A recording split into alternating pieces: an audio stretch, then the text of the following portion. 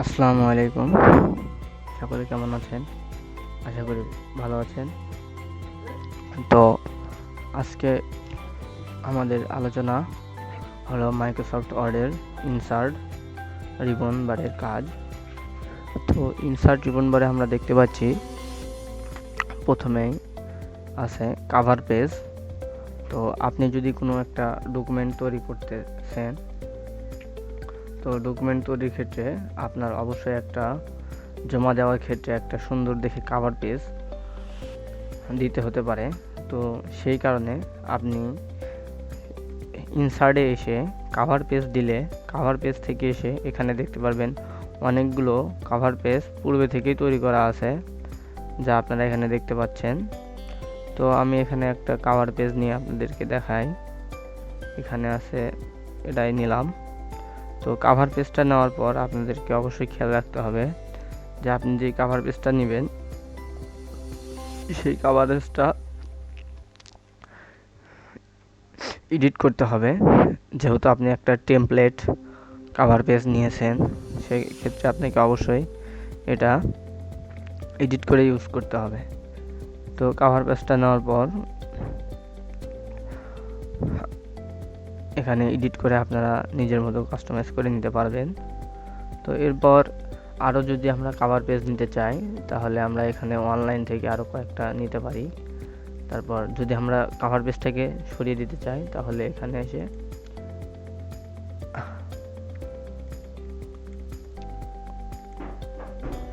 Remove current cover page এটা করে দেব। এতে আমাদের কাভার পেজটা চলে যাবে। তো এরপর আমরা আসতেছি ব্ল্যাঙ্ক পেজে। ধরেন আমরা কিছু লিখেছি,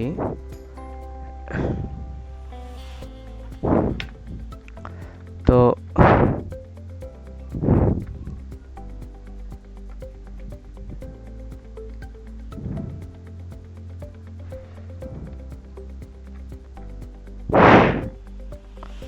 ধরেন আমরা কিছু লিখলাম এইখানে। তো লেখার পর ভাবতেছি যে অপর একটা পৃষ্ঠা হলে হয়তো বা ভালো হতো, আর একটা কাজ করার জন্য অন্য একটা ডকুমেন্ট। তো আমরা এই জন্য এখান থেকে ব্ল্যাঙ্ক পেজে ক্লিক দিলে নতুন একটা পেজ চলে আসবে। তারপর এখান থেকে আমরা পেজ ব্রেক দিতে পারবো। পেজ ব্রেক দিলেও একটি নতুন পেজ চলে আসবে। তো সেই ক্ষেত্রে পেজ ব্রেক দেওয়ার ক্ষেত্রে অবশ্যই মনে রাখতে হবে আমি যেইখান থেকে কার্সর রাখবো সেইখান থেকে আমার পেজ ব্রেকটা হবে। ধরেন আমি যদি এখানে এই সাইনের পরে পেজ ব্রেকটা দিই, দেখুন, তাহলে দেখা যাচ্ছে সাইনের পর হতে যে সমস্ত টেক্সট ছিল সমস্ত টেক্সট অন্য একটি পেজে নিয়ে গিয়ে বসিয়ে দিয়েছে এবং একটা পেজ ব্রেক হয়ে গেছে।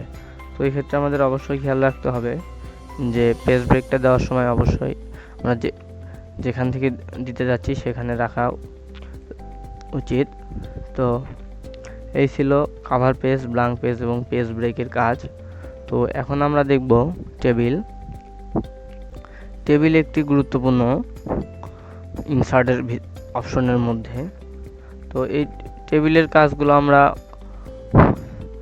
যখন মাইক্রোসফট এক্সেলে যাব তখন আমরা বিস্তারিত আলোচনা করতে দেখব সেখানে।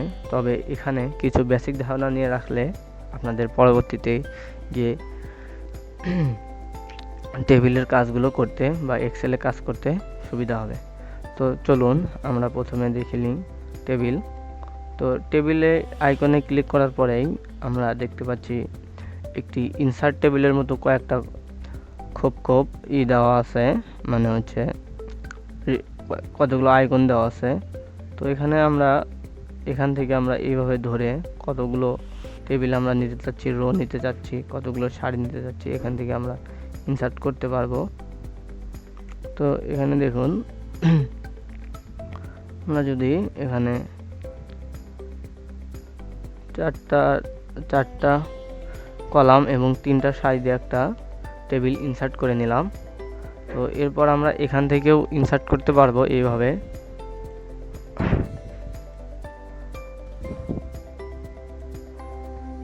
এরপর আমরা টেবিল ইনসার্ট করার জন্য এখানে দেখতে পাচ্ছেন ইনসার্ট টেবিল। তো ইনসার্ট টেবিল থেকেও আমরা টেবিল ইনসার্ট করতে পারি।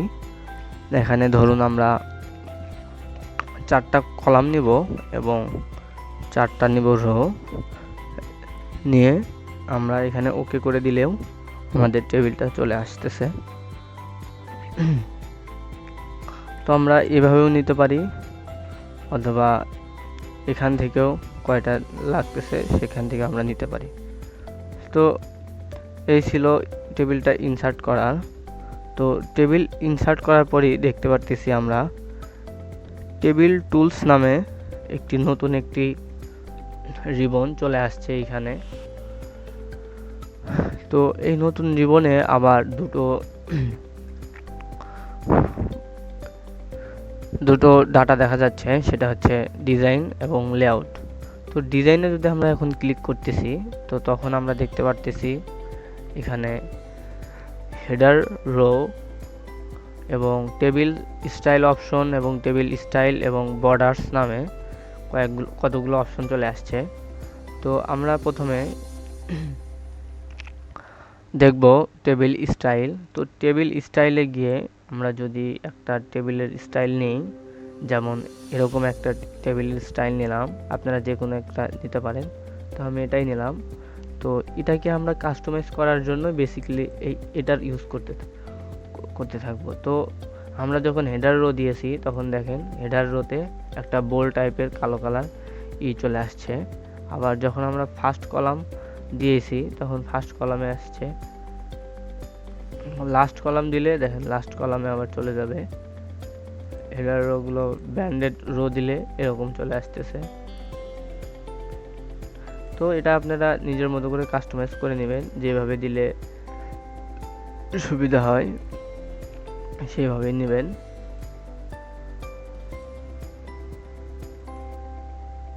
তো এইভাবেও করতে পারেন আপনারা নিজেদের সুবিধা মতো, যেভাবে যে কোনো একটা পূর্বে তৈরিকৃত নিয়ে মডিফাই করে নিতে পারবেন। তো এই ছিল টেমপ্লেট বা টেবিল স্টাইল অপশন আর টেবিল স্টাইলসের কাজ। আরেকটু কাজ আছে, সেটা হলো আপনারা যখন একটা টেবিল অঙ্কন করতেছেন ঠিকই, কিন্তু ধরেন আপনারা নিজেরা সেটা রং করে দিতে যাচ্ছেন বা শেডিং করে দিতে যাচ্ছেন, তখন আপনারা যেটুকু অংশ শেডিং করে দিবেন, তো সেইটুকু অংশ আপনারা সুন্দরভাবে মাউসের কার্সরে ক্লিক করে ওই অংশটুকু সিলেক্ট করে নেবেন। তারপর যে কালার দিতে যাচ্ছেন সেই কালার দিয়ে তৈরি করে নেবেন, শেডিং করে নেবেন। এরপর এখান থেকে যে কালার দিবেন। আর এটা তো টেমপ্লেট, এখানে তো আমরা দেখালাম টেমপ্লেট। আর যখন আপনি চাচ্ছেন যে না নিজে করবো, তখন আপনারা এই শেডিং অপশনটা ইউজ করতে পারেন। তো এরপর আমরা দেখতেছি বর্ডার স্টাইলস নামে একটা অপশন থিম বর্ডারের ভিতরে। তো এই বর্ডার স্টাইলে আপনারা একটু খেয়াল করুন, যখন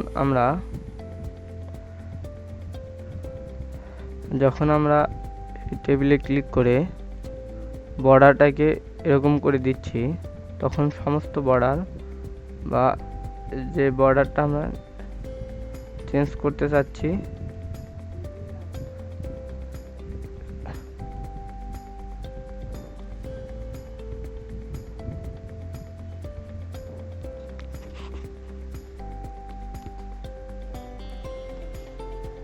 তো বর্ডার স্টাইলে এসে আমরা এখানে বর্ডার স্টাইলটা চেঞ্জ করে যখন আমরা এখানে ধরেন 3pt অ্যান্ড বর্ডারের কাছে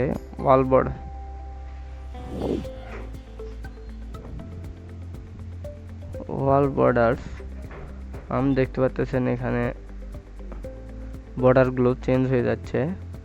আপনারা এখান থেকে আপনাদের প্রয়োজন অনুযায়ী বর্ডারগুলো আউটসাইডে কালার হবে নাকি ইনসাইডে কালার হবে এই অনুযায়ী করে নিতে পারবেন।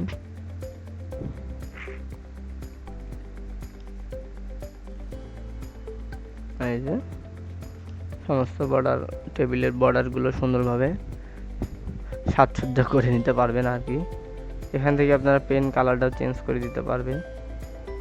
ধরেন আমি সবগুলো কালার চেঞ্জ করে দিলাম এখান থেকে অ্যাল বর্ডার থেকে।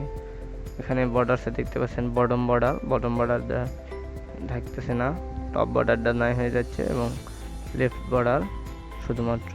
এরকম অনেকগুলো অপশন আছে, সেগুলো থেকে আপনারা দেখে নেবেন। বর্ডার পেইন্টার, তো এই বর্ডার পেইন্টারের সাহায্যে আমরা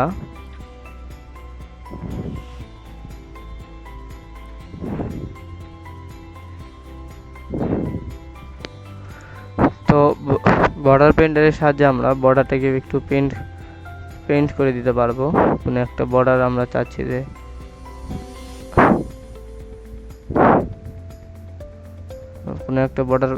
যে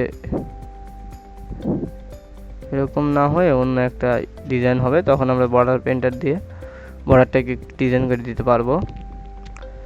তো এর পাশে আসি মোস্ট ইম্পর্টেন্ট পার্ট এই মাইক্রোসফট ওয়ার্ডে টেবিলের ভিতরে, সেটা হচ্ছে টেবিল লেআউট।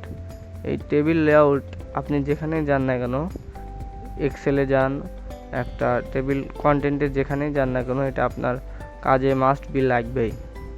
তো এখন আমরা দেখতেছি টেবিল লেআউট। তো টেবিল লেআউটে আমরা প্রথমে দেখতে পারতেছি সিলেক্ট সেল। যদি আমরা যে সেলে থাকবো সেই সেলটাই সিলেক্ট হবে।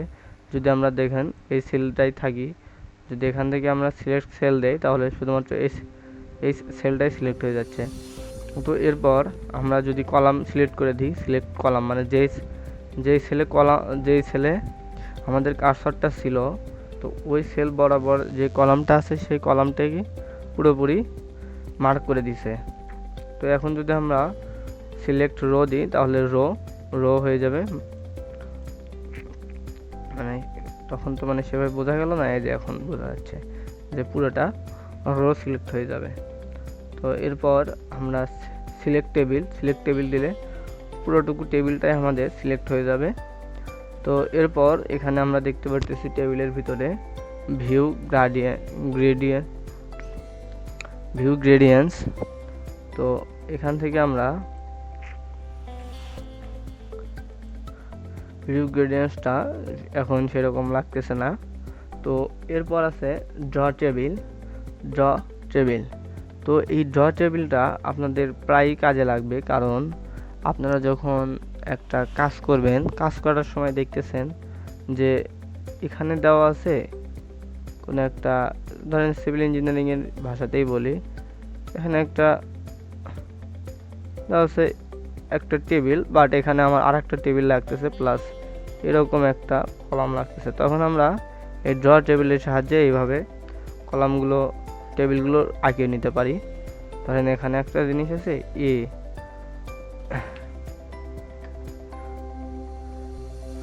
আমি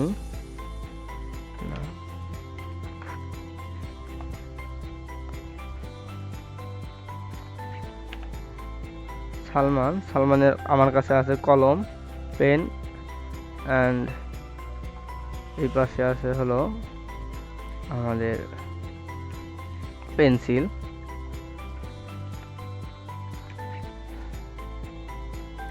তো পেন আর পেন্সিল, তো এই পাশে এরকম একটা থাকতে পারে এবং এই পাশে অন্য একটা নাম, এবং এই পাশে অন্য একটা, এখানে অন্য একটা, তো এরকম থাকতে পারে। তখন আপনারা এইভাবে টেবিল ড্র করে নিতে পারবেন। তো আবার যদি ধরেন অন্য একটা টেবিল এইভাবে ড্র করা লাগতেছে, প্রয়োজন অনুযায়ী টেবিলটা ড্র করে নেবেন এইভাবে, কোন পাশে লাগবে তখন আপনারা এইভাবে ড্র করে নিতে পারবেন।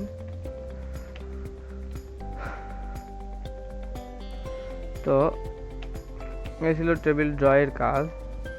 তো এরপর আছে টেবিল ইরেজার। তো আমরা এখন দেখলাম টেবিল ড্র করা। তো এখন আমরা দেখি যে টেবিলগুলো যে আমরা ড্র করলাম, তো এটাকে ইরেজ করবো বা মুছবো কিভাবে। তো এখানেও একটা অপশন আছে, ড্র অপশনের ভিতরে ইরেজার। তো ইরেজারটাকে আপনারা সিম্পলি এখানে যদি ক্লিক করে দেন তাহলে দেখুন মুছে যাচ্ছে। এভাবে আপনাদের ড্রকৃত পেন্সিল, ড্রকৃত কলাম বা রো যদি আপনার মনে হচ্ছে যে এটা লাগতেছে না আমার এখন, তখন আপনারা সিলেক্ট করে ধরে এভাবে কেটে দিতে পারেন।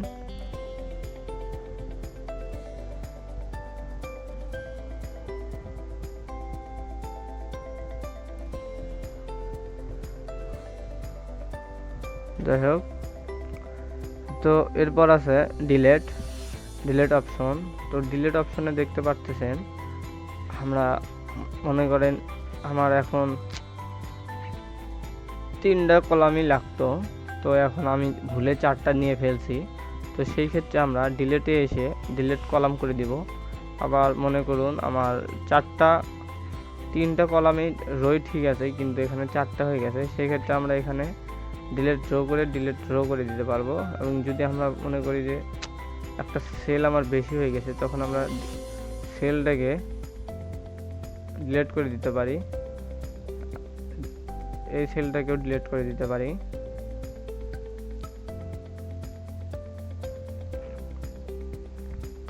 তো এইভাবে আমরা সেলগুলোও ডিলিট করতে পারি। তো এরপর আছে হচ্ছে ডিলিট টেবিল দিলে তো পুরোটা টেবিলেই কেটে যাবে, সেটা তো আপনাদের আর জুম করে বোঝাতে হবে না। তো এরপর আমরা এখানে দেখতে পারতেছি ইনসার্ট টেবিল অ্যাভো মানে উপরে একটা কলাম, যে আপনি যেই টেবিলে বা যেই সেলে আছেন সেই সেলের উপরে একটা সারি তৈরি হবে বা রো তৈরি হবে। আবার নিচে একটা, যদি চাচ্ছেন যে নিচে হবে, তো নিচে একটা নতুন একটা রো তৈরি হলো। আবার চাচ্ছেন না আমার একটা লেফটে আর একটা কলাম হলে ভালো হলো নি, তো লেফটে নিলাম। আবার রাইটে চাচ্ছেন যে না রাইটে একটা লাগতো, তো রাইটে নিতে পারবেন। এখানে আপনার প্রয়োজন মতো যে কোনো পাশে টেবিল অঙ্কন করে নিতে পারবেন, টেবিলের রো এবং কলামগুলো। তো এখন আসুন মার্জ সেল। এই মার্জ সেল খুবই গুরুত্বপূর্ণ, যা এক্সেলে প্রায় বারবারই আপনাকে করতে হবে। তো এই মার্জ সেলগুলো বলতে আমরা কি বুঝতেছি, ধরুন আপনার কাছে আপনার হচ্ছে একটা বাড়িতে আছে, বাড়িতে 2টা রুম আছে, তো 2টা রুম পাশাপাশি। তো এখন আপনি চাচ্ছেন যে রুমটাকে একটা রুম করা উচিত, রুম 2টা ছোট ছোট, যেহেতু রুমগুলোর সাইজ একটু ছোট, তো আমরা যদি 2টাকে একসাথে করে দিই তাহলে 2টা রুম মিলে একটা বড় স্পেস হবে, যেখানে আমরা ভালোভাবে বসবাস করতে পারবো বা কাজবাজগুলো ঠিকভাবে করতে পারবো। তো সেই অনুযায়ী আপনারা যদি চিন্তা ভাবনা করেন যে মার্জ সেলটা ঠিক এরকমই, যে আপনার অনেকগুলো মানে একটা নয় একাধিক ধরেন ওখানে তো 2টা রুম আছে, তো 2টা রুমটা তো ওখানে একটা না, ওখানে 2টা আছে বা 2-এর অধিক, যেমন 3টা 4টাও থাকতে পারে। তো এগুলো আপনারা যখন কেটে একটা রুমে করতেছেন, তখন ওটাকে ধরেন মার্জ বা সংযুক্ত করে দিচ্ছেন। তো এরকমই হচ্ছে মার্জ সেল, যে অনেকগুলো সেলকে মানে ধরেন 2-3টা সেলকে আমরা একত্রিত করে দিচ্ছি, তখন আমরা মার্জ সেল করতে পারবো। এই যে মার্জ সেল, তো অনেকগুলো, ধরুন এটাও মার্জ সেল করে দিই একসাথে, 2-3টা সেলকে একত্র করে দিলাম মার্জ সেল, মানে একের অধিক। আপনি যখন একটা সেল ধরবেন তখন তো আপনার মার্জ সেলটা অনই হচ্ছে না, কারণ আমরা কি জানি যে হচ্ছে একাধিক সেলকে একত্রিত করার জন্য মার্জ সেল ব্যবহৃত হয়। তাহলে আমরা যখন 2টা ধরবো তখন দেখতে পারতেছেন মার্জ সেল অন হয়েছে। তাহলে আপনি ভাবতে পারেন 2টা ধরলে হয়তো বা অন হবে, 3টা ধরলে হয়তো বা অন থাকবে না। আমি বলছি কি, মানে একের অধিক আপনি যে কয়েকটা ধরতে পারেন সেই কয়েকটাই মার্জ হয়ে যাবে। তো এইভাবে আপনারা মার্জ করতে পারেন। আবার চাচ্ছেন এটাও মার্জ করে দিবেন, তো এইভাবে মার্জ করে দিলেন। তো এখন আসেন আমরা আসি স্পেল সেলে। তো আপনি এতটুকু কাজ করার পর ভাবতেছেন যে না এইটুকু এই পাশে থাকা দরকার ছিল আর এইটুকু এই পাশে, তখন আপনারা স্প্লিট সেল করে দিলে এখান থেকে মানে সেলে একটা নতুন সেল তৈরি হলো, মানে একটা সেলকে বিভক্ত করে দিল। ওই কিছুটা ড্র টেবিলের আমরা যে কাজগুলো করেছিলাম তো সেরকমই। ধরেন কিছুক্ষণ আগে আমরা যে এইটা করলাম, ড্র থেকে আমরা অঙ্কন করতে পারতাম, কিন্তু এখানে এসে আমরা মানে স্পিড সেল কয়টা, একটা সেলের ভিতরে কতগুলো সেল আরও তৈরি করতে চাচ্ছি সেটা হচ্ছে এখান থেকে করতে পারবো। এখান থেকে আমি যাচ্ছি 5টা হবে আর একটা রো হবে, তাহলে পাঁচটা হচ্ছে কলাম হয়ে গেল, একটা রো হয়েছে। তো এখানে আমি চাচ্ছি যে স্পিড এখানে হবে হলো 10টা রো, 10টা রো, 10টা কলাম। এখানে হয়তো হওয়া সম্ভব নয়, দুটা হলেই হলো। তো এই যে দেখতে পাচ্ছেন 10টা কলাম হয়ে গেছে, 10টা করে, দুটা করে টেবিল হয়ে গেছে। তো এইভাবেই স্পিড সেলের কাজগুলো। তো এরপর স্পিড টেবিল। তো আমরা এতক্ষণ কাজ করার পর ভাবতেছি যে না, টেবিলটাকে ভাগ করে দিলে ভালো হতো। তো তখন আমরা এই স্পিড টেবিলটা ইউজ করব। দেখুন যেই সেলে ছিলাম সেই সেল থেকে ভাগ করে দিয়েছি, সেটা হলো স্পিড টেবিল।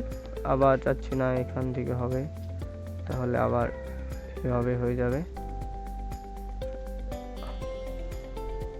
এই যে যাবো ভাই, তারপর এইখানে স্পিড টেবিল এইভাবে আমরা ভাগ করে দিতে পারি।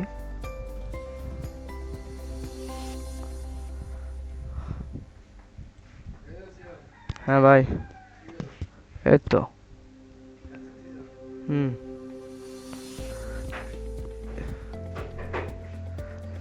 এই ছিল স্পিড টেবিলের কাজ। এই তো ভাই।